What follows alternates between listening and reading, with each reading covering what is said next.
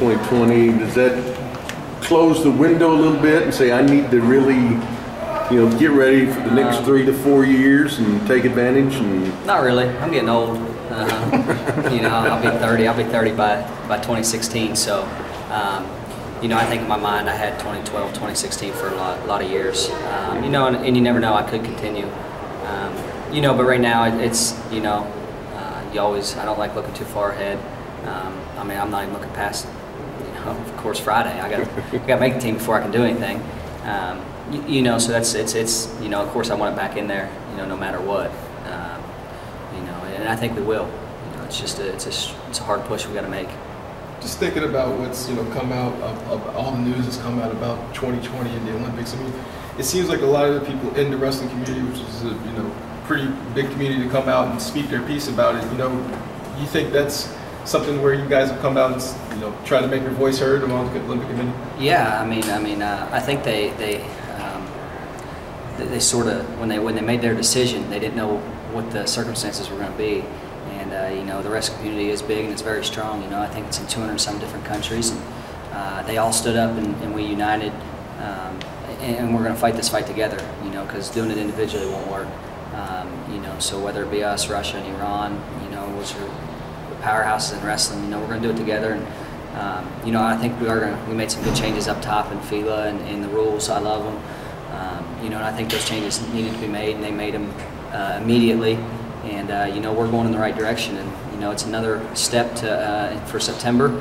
And I think with everything that we have going on here in the country and worldwide, that we're on pace to be back in.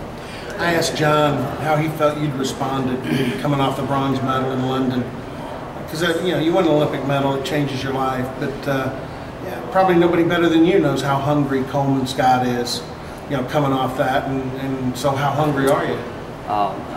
Still haven't made a world team yet, and I've been doing this thing for going on 5 years, 6 years now. So it's, and I'm the type that, John's a special person in the way he reeled those off in a row without losing and or taking very few losses. And I sort of always got to make it hard on myself for some reason. Don't know why, but it's just the way everything's always happened. And so it's, trust me, being in Gallagher, didn't think I'd ever get to wrestle back here, and with this going on, the whole push, and I'm more motivated than ever to make this team. Training's been great. I don't know how it couldn't be, being under these guys here in this room and having the best training partners in the world. And, I think we're prepared to put more than one on this world team here Friday and Saturday. Coleman, you talk about some of these new events. Jordan was talking about the one in LA. There's one in New York with Russia, Iran. The new rule changes. Do you subscribe to the theory that maybe it's kind of a new era coming on along with wrestling with some of the weigh-ins and trying to make it more mainstream to popular culture? It is. And I think right now we have a face of wrestling in Jordan Burroughs that is not just in the wrestling community. He's getting out there. He's getting the sponsors and the big time sponsors that we've only looked at and said, man, that'd be nice, that all the basketball players and football players are getting. So he's sort of pushed his way through, because his character and he's, in my mind, the best wrestler in the world, pound for pound. And, so we're just sort of following him, and being mainstream. I think with these rules, it'll make us more exciting. We can draw more fans, and of course, get on television, which that's how you got to create your own way. And I think we're going in the right direction in that sense also, with these young guys getting out of college, being able to fully train and not have to work, is a big deal. It's a big deal. It makes your life a lot easier, that they can do that financially. I know the other way around, and it was hard. Were you surprised in the presentation changes in the rumble on the rails? And, you were one of the first guys, if I'm not mistaken, that came out. With a ringmaster and all that other stuff, did that catch you by surprise, or did they kind of explain, guys, we're gonna soup this up a little bit? I knew that that's what we needed to do. We had a lot of people looking at us, so them going in there and doing what they did, and being at wherever, Grand Central Station. Was that cool? So it was awesome. A historic place. I've been in New York many times. Actually, never been in there. We're in a ballroom to the side. It's old and it's small. The fans were loud. You know, that stuff is what wrestling needs. I mean, if anybody could have been in there at that event, I know some of you probably were. It was unbelievable just to watch. You know, just to watch how much these people cared about the sport. I mean, it was standing room only. You know, and I think events like that around the world and more in the U.S. in my mind, we can really build this to be mainstream sport, and you know, just get these fans to show that wrestling is exciting. We have time for 2 more. Yeah, Coleman, Oh, go ahead.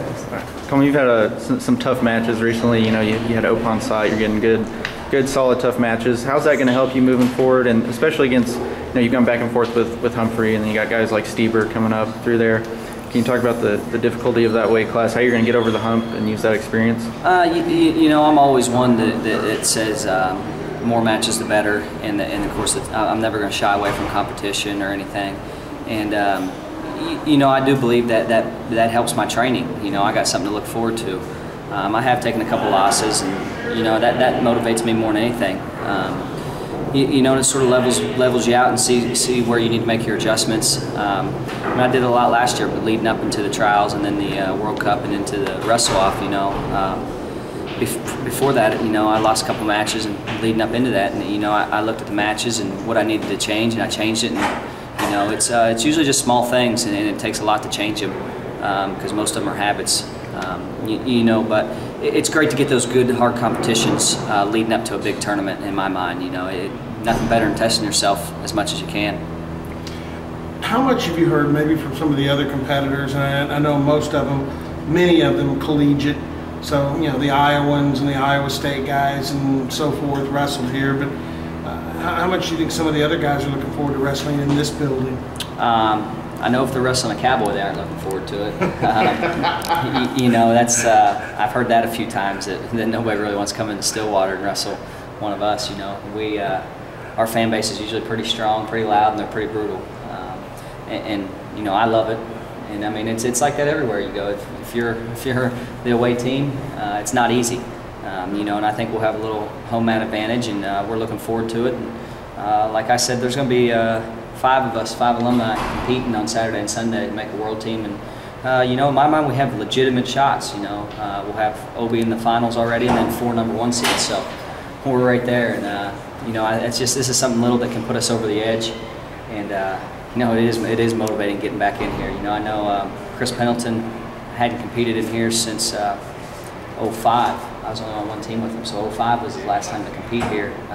I know he's got to be looking forward to it, you know, as much as I am, and Jordan and Obi and Clayton Foster. You know, so we got our little squad coming in, you know, of former Cowboys, and you know, we're just going to try to start some momentum on Friday, and then those guys take it over on Saturday and Sunday with our juniors. You know, so it's going to be a fun weekend. Thank you.